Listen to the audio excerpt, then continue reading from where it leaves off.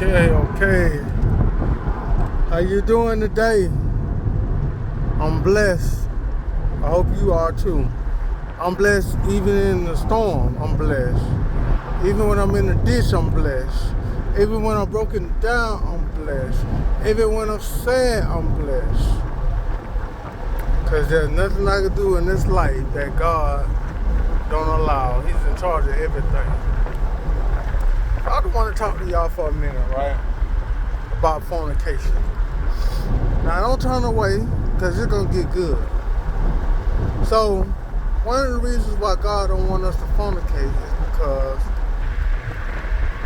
we become one with a person that we enter sexually. I know you never heard that. Your preacher never talked about it. But it said, God said, I'm fornicating. No, it's a meaning behind it. It's a meaning behind everything that God tells us not to do. And we should, as preachers that say we are called, have that answer. Because when you have the answer, then you can break things down to people, and people will understand and have a better understanding and more joy and more peace to why. And then they will be able to be more comfortable on their walk. Jesus said, my yoke is easy. My yoke and my burdens are light. So, let me not get off the subject. So, my point is that God don't want us fornicating, right? Because we become one with the person that we become sexually involved with. And sex is a powerful thing. That's really what I want to talk about. Sex. If anybody know about sex, it is me. Okay? It is me. It is I. But sex is a powerful thing, which is fornication if you're not married. Or if you're married, it's adultery. Now, I want to say this. Everybody is not capable or able to receive good sex. Especially if you know what you're doing and you got that good, you know what I'm talking about. Some people will go crazy. That's another reason why God don't want us having sex out of marriage. The people would go crazy. You know, they can't handle it. Like, I'll tell you a story. So, well, I got many stories, but I'll tell you one of my stories. See, you like, well, you know, women be like, you such a good-looking guy. Why you single? Cause man, it's too much. It's almost like a relationship is almost like having a second job. You know. But I had this girl I met, right? Well, actually, she introduced herself to me. She used to come up to my job. I used to be a cashier at Popeyes years ago.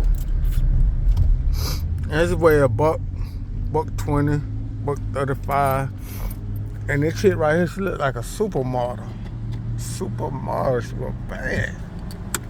Cute face. Nice body. And then, you know, at that time I was wilding out, you know. I was a wild boy. But, you know, I was doing pretty good at Popeyes, being a cashier and all. And trying to sell drugs on the side. So this bad, super bad chick used to come in Popeyes almost every day. She used to be sitting there. You know, I didn't never think, not even for 1 minute, 1 second, that she would come in to check me out.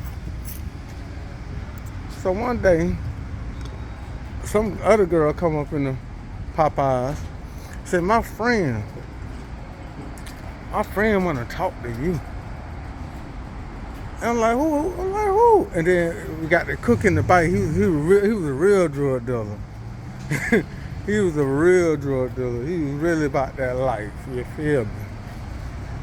So, you know, he get all the women. And to be honest, that guy was seeing more of her type, you know, because he was big, muscular. And I told you I was like a buck 30. So, next thing I know, I goes outside and I see the girl. And I'm like, she don't want to talk to me. And guess who behind me? The drug dealer. He done pulled out his stack of money, talking about, so what's up, boy? What's up? You know, because that's how you always get the women, you know what I mean?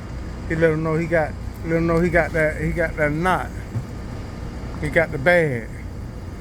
So he pull out his knot. Like, what's up, baby? And she like, nah, I don't want you, I want him. Right? So I'm like, saying something like that, she want me? So I get with the shit, right? I go to her house that same night. She doing coke, her friend doing coke. Nah, I stayed with 2 girls. Well, actually 3 girls. And I stayed right down the street from my job and the supermodel chick, which turned out to be, she was a stripper. So you know, we did a little something that night, you know. And I was always at my high performance,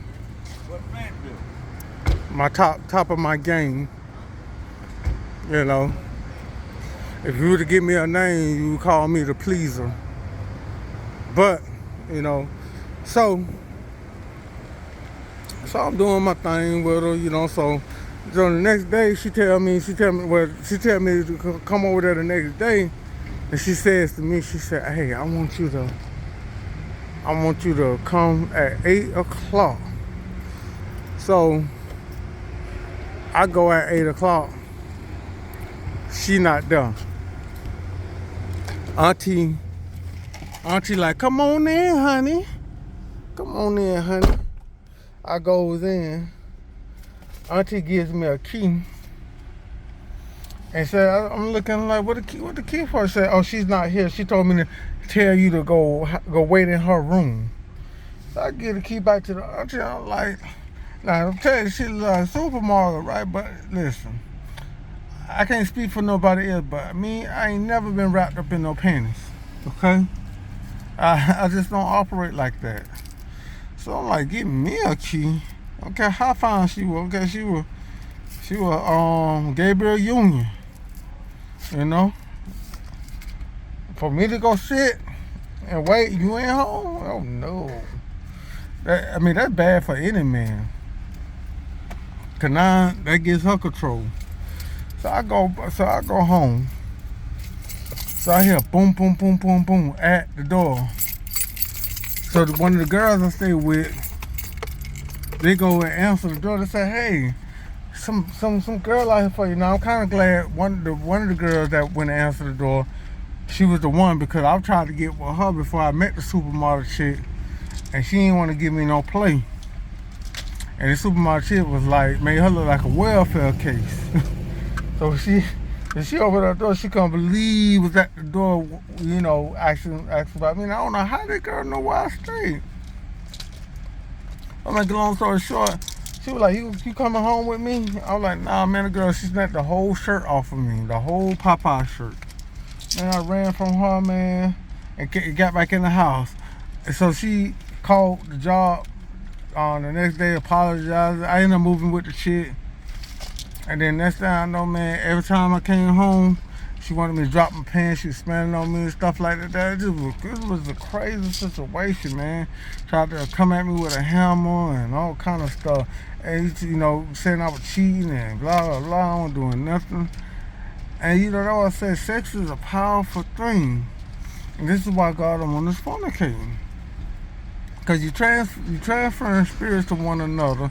The spirits are using that individual to have sex with you because it's something called soul tie, and they want to tie it with you or whatever. Maybe get in your body or try to take something that's in your body. I don't know, but I mean I do know, but you know that's a different subject. But God don't want us fornicating. He wants us to be married. You know, the Bible don't really speak too much on wedding receptions, as you know, as we see today. You know, where you in the church and you got the pastor there and blah blah blah blah blah. But you know, in the Old Testament, it talks about how this one went into that one and that one went into that one, and they became one flesh. So I mean that's something you have to research on your own, you know, because you know your pastor more than likely he ain't gonna break that down right. Cause see that marriage thing, that's a money game. You did, they make a lot of money on that. I mean I even got a certificate to where I can marry people.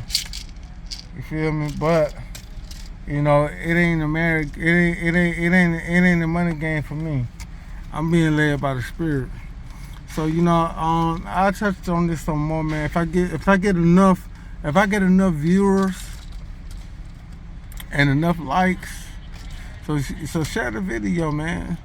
If I get what I need to get, then I go ahead and spread my energy and give y'all a little bit more information, go a little bit more deeper into a lot of different things. But I'm tired of wasting my energy. And ain't nobody supporting me. I don't have to do it. I do it out of obedience. But even with that, sometimes God don't tell me to do it. I just do it. You know, sometimes. So I just want to feel appreciated because I'm helping a lot of people. I'm helping you. You know, I'm giving you stuff that you know your preacher may not give you. I'm trying to give you the understanding of why he don't want us fornicating. So that's my time. Catch y'all later.